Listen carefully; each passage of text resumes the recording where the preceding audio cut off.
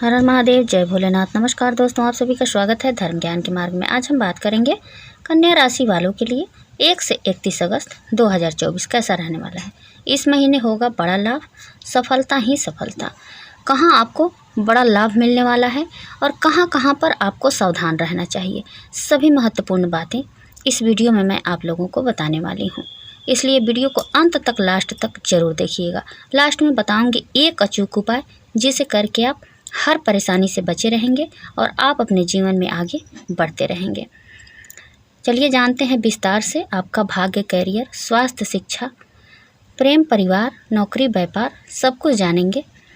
तो वैसे ही वीडियो देखने के लिए यदि अभी तक आप लोग चैनल को सब्सक्राइब नहीं किए हैं, चैनल पर नए हैं, तो वीडियो को लाइक और चैनल को सब्सक्राइब कर साथ ही साथ घंटी को जरूर दबाइएगा, जिससे कि मेरे वीडियो के नए नोटिफिकेशन सबसे पहले आप लोगों तक पहुँचे। कमेंट बॉक्स में हर हर महादेव, जय भोलेनाथ जरूर लिखिएगा इनकी कृपा पाने के लिए। शुरू करती हूँ आपकी आर्थिक स्थिति से। यदि आपकी आर्थिक स्थिति को देखा जाए तो महीने की शुरुआत में सूर्य महाराज आपके एकादश भाव में विराजमान रहकर अच्छी आर्थिक आमदनी प्रदान करेंगे। आर्थिक स्थिति में बढ़ोतरी होगी, जिससे आपका आर्थिक स्तर भी मजबूत होगा।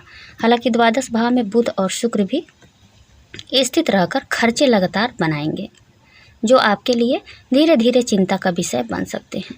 लेकिन वक्री शनिदेव की दृष्टि भी द्वादश भाव पर होने से खर्चों में धीरे धीरे कटौती होगी और आपके मन में भी यही भावना रहेगी।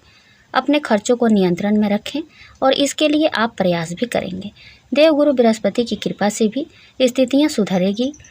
महीने के उत्तरार्ध में 16 अगस्त को सूर्य महाराज भी आपके द्वादश भाव में चले जाएंगे। तब आपको विदेश जाने का मौका मिल सकता है।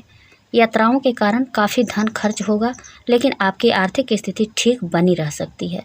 इस महीने आप पारिवारिक आय में बढ़ोतरी महसूस करेंगे और परिवार में कोई बड़ी संपत्ति आने के योग भी बन सकते हैं। शेयर बाजार से निवेश करके धन कमाना चाहते हैं तो अभी कुछ समय के लिए रुक जाएं। समय अनुकूल नहीं है, यानी कि अच्छा नहीं चल रहा है। व्यापार के माध्यम से धन लाभ हो सकता है। आपके पिताजी के द्वारा भी आपको आर्थिक मदद मिल सकती है। कैरियर के दृष्टिकोण से यह महीना कन्या राशि वालों के लिए मध्यम रहने की संभावना दिखाई दे रही है। दसम भाव के स्वामी बुध महाराज महीने की शुरुआत में ही शुक्र महाराज के साथ आपके द्वादश भाव में विराजमान रहेंगे, जिससे आपको लेकर काफ़ी भाग दौड़ और व्यस्तता बनी रहेगी। आपको अपने काम के लेकर एक शहर से दूसरे शहर या विदेश जाने की स्थिति बन सकती है। आपकी लंबी यात्राएं हो सकती है जो काम को लेकर होगी। हालांकि इससे आपको फ़ायदा होगा और नौकरी में आपकी स्थिति प्रबल बनी रहेगी। छठे भाव में शनि महाराज अपनी ही राशि के होकर वक्री अवस्था में विराजमान है, जो बताता है कि आपको अपने कार्य क्षेत्र में कठिन प्रयास और संघर्ष करना पड़ सकता है। आपके ऊपर काम का दबाव भी रहेगा। आप इससे पीछे नहीं हटेंगे और हर चुनौतियों का डट कर सामना करेंगे। 16 अगस्त से सूर्य महाराज द्वादश भाव में आकर शनि महाराज पर पूर्ण दृष्टि डालेंगे। इस दौरान अपने किसी वरिष्ठ अधिकारी से या किसी से भी कोई ऐसी बातचीत ना कहें जिससे आपको मानहानि का सामना करना पड़े। समझदारी दिखाकर और खुद को सही रखकर आप नौकरी में अच्छी स्थिति बनाए रखने में कामयाब हो सकते हैं। जहां तक व्यापार करने वाले जातकों का प्रश्न है, तो पूरे महीने शनि महाराज आपके सप्तम भाव में विराजमान रहेंगे, जिससे आपके व्यावसायिक साझेदार कुछ निरंकुश से होंगे। वे अपनी तरफ से निर्णय लेना शुरू कर देंगे और जल्दबाजी में अगर कुछ गलत निर्णय भी ले सकते हैं, जो आपके व्यापार के लिए बाद में जाकर प्रतिकूल हो सकते हैं। इसलिए आपको उन पर भी ध्यान रखना होगा और किसी भी निर्णय को अकेले उनके लेने से बचना होगा। आपस में मिलकर बैठकर बातचीत करके ही मामले को निपटाने की कोशिश करेंगे, तो स्थितियां नियंत्रण में रहेंगे। सप्तम भाव के स्वामी देवगुरु बृहस्पति महाराज नवम भाव में पूरे महीने रहने वाले हैं, जिससे व्यापार को लेकर लंबी लंबी यात्राओं के योग बनेंगे। व्यावसायिक यात्राएं आपके यश और कृति को बढ़ाएंगे, आपके व्यापार को उन्नति और आपके व्यापार का विस्तार करने में भी मददगार बनेगी। आप अपने व्यापार के लिए कुछ महत्वपूर्ण एवं कठिन निर्णय भी ले सकते हैं। कुछ नए लोगों को भर्ती करने से आपको लाभ हो सकता है। यह महीना स्वास्थ्य के दृष्टिकोण से ध्यान देने वाला महीना है, इसलिए आपको सावधानी रखने की आवश्यकता है।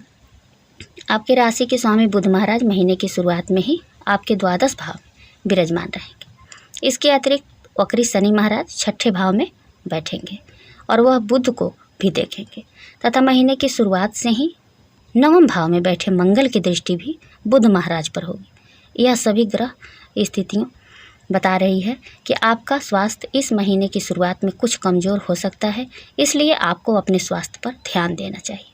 यदि कोई छोटी मोटी समस्या महसूस हो रही है तो तुरंत उसका उपचार करने की कोशिश करें ताकि वह कोई बड़ा रूप ना ले ले, क्योंकि वक्री शनि छठे भाव में रहकर किसी बड़ी बीमारी के शुरू होने का संकेत दे रहे हैं। इसलिए आपकी सावधानी ही आपकी रक्षा कर सकती है। 22 अगस्त से बुध महाराज वक्री अवस्था में कर्क राशि में जाएंगे, तब स्वास्थ्य में कुछ सुधार हो सकता है। हालांकि आरोग्य कारक सूर्य महाराज 16 अगस्त से द्वादश भाव में चले जाएंगे और उन पर शनि की दृष्टि भी होगी, जिससे स्वास्थ्य में उतार चढ़ाव आ सकते हैं।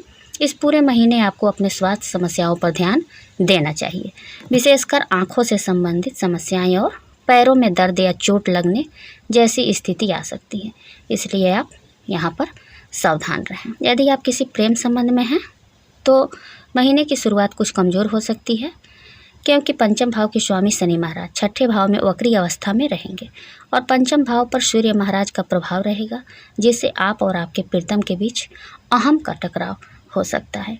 हालांकि द्वादश भाव में शुक्र और बुध की स्थिति रहेगी, जिनका प्रभाव आपके पंचमेश शनि पर रहेगा, जिससे बीच बीच में प्रेम की बातें भी होगी।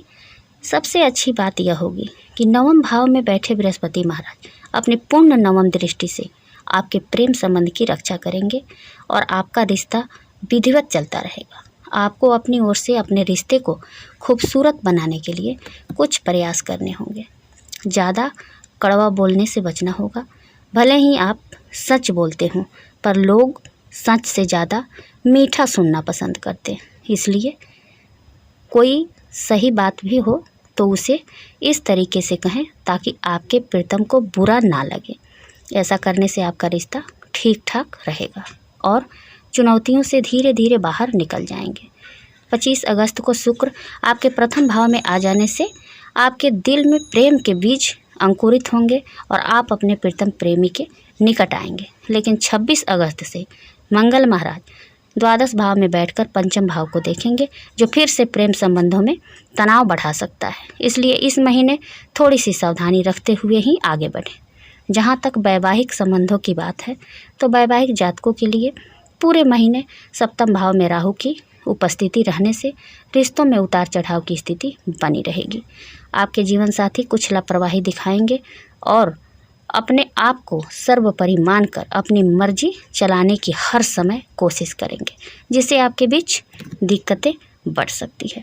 इसलिए देवगुरु बृहस्पति आपके नवम भाव में बैठे और आपके प्रथम भाव पर भी दृष्टि डालते हैं, जिससे आप शांत रहकर और समझदारी से निर्णय लेंगे और अपने रिश्ते को संभाल लेंगे। आप अपने जीवन साथी के साथ किसी तीर्थ स्थल या किसी दूर स्थान पर जाकर कुछ समय एक दूसरे के साथ बिताएंगे तो आपके बीच की गलतफहमियां दूर हो जाएगी और रिश्ते प्रेम पूर्वक चलने लगेगा। इसलिए अपने व्यस्त समय से थोड़ा समय अपने वैवाहिक जीवन के लिए अवश्य निकालें। यह महीना पारिवारिक तौर पर ठीक ठाक रहने की संभावना दिखाई देती है। दूसरे भाव के स्वामी शुक्र महाराज महीने की शुरुआत में द्वादश भाव में बुध महाराज के साथ विराजमान रहेंगे और उन पर वक्री शनि महाराज की पूर्ण दृष्टि रहेगी तथा मंगल महाराज भी चतुर्थ स्थान से अपने द्वादश भाव को देखेंगे, जिससे पारिवारिक खर्च होने के योग बनेंगे। परिवार में किसी फंक्शन के होने के कारण घर में आर्थिक खर्च हो सकता है, लेकिन इससे घर में लगातार खुशियां बनी रहेगी। 25 अगस्त से शुक्र महाराज आपके प्रथम भाव में आ जाएंगे, तब आपको परिवार का सुख मिलेगा और परिवार के लोगों का सहयोग प्राप्त होगा। घर में खुशियां आएगी। चतुर्थ भाव के स्वामी देवगुरु बृहस्पति नवम भाव में पूरे महीने विराजमान रहने वाले हैं। उनके साथ ही मंगल महाराज भी विराजमान हैं, जो चौथे भाव को देखेंगे।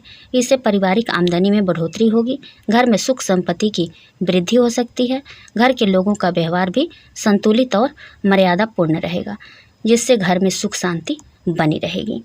सारी बातें क्लियर हो गई कि कहाँ कहाँ आपको लाभ मिलने वाला है और कहाँ कहाँ पर आपको सावधान रहना चाहिए। अब चलिए जानते हैं उस अचूक उपाय के बारे में। क्या उपाय करना चाहिए? आपको बुधवार के दिन किन्नरों से आशीर्वाद लेना चाहिए। आपको भगवान शंकर की आराधना करनी चाहिए और लिंगाष्टक का पाठ करना चाहिए। आपको दशमी तिथि अथवा शनिवार के दिन शमी वृक्ष लगाना चाहिए और उसको जल देकर सींचना चाहिए। आपको मछलियों को दाना डालना चाहिए। यदि आप ऐसा करते हैं तो हर परेशानी से बचे रहेंगे और अपने जीवन में आगे बढ़ते रहेंगे। उम्मीद करती हूँ कि यह जानकारी आप लोगों को पसंद आएगी। जानकारी पसंद आए तो वीडियो को लाइक और चैनल को सब्सक्राइब कर साथ ही साथ कमेंट बॉक्स में हर हर महादेव जय भोलेनाथ जरूर लिखिएगा इनकी कृपा पाने के लिए। फिर मिलती हूँ एक नए वीडियो के साथ, तब तक के लिए बाय, धन्यवाद।